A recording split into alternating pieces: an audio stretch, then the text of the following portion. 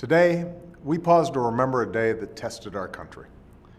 On September 11th, 2001, nearly 3,000 lives were lost in the deadliest attack on American soil in our history.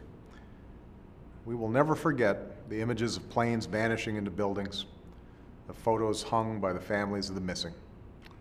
We will never forget the anger and the sadness that we felt.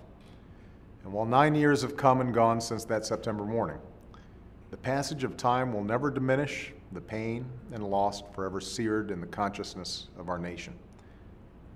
That's why, on this day, we pray with the families of those who died.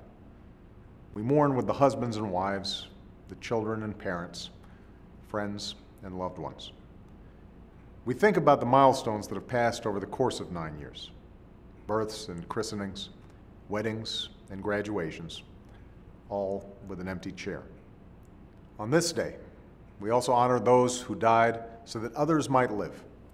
The firefighters and first responders who climbed the stairs of 2 burning towers, the passengers who stormed a cockpit, and the men and women who have, in the years since, worn the uniform of this country and given their lives so that our children could grow up in a safer world. In acts of courage and decency, they defended a simple precept: I am my brother's keeper. I am my sister's keeper. And on this day, we recall that at our darkest moment, we summoned a sense of unity and common purpose. We responded to the worst kind of depravity with the best of our humanity. So, each year at this time, we renew our resolve against those who perpetrated this barbaric act of terror and who continue to plot against us, for we will never waver in defense of this nation.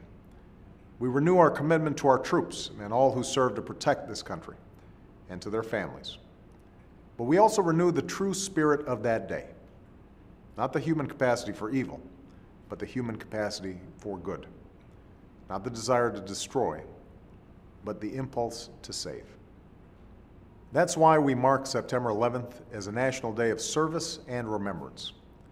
For if there is a lesson to be drawn on this anniversary, it is this: we are one nation, one people, bound not only by grief, but by a set of common ideals. And that by giving back to our communities, by serving people in need, we reaffirm our ideals in defiance of those who would do us grave harm. We prove that the sense of responsibility that we felt for one another that day, 9 years ago, was not a fleeting passion, but a lasting virtue.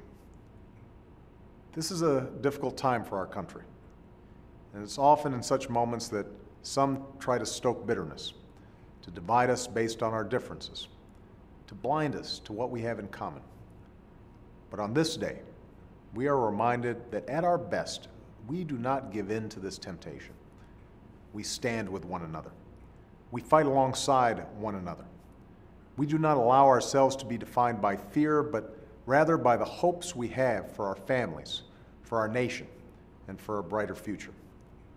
So let us grieve for those we've lost, honor those who have sacrificed, and do our best to live up to the shared values that we have on this day and every day that follows.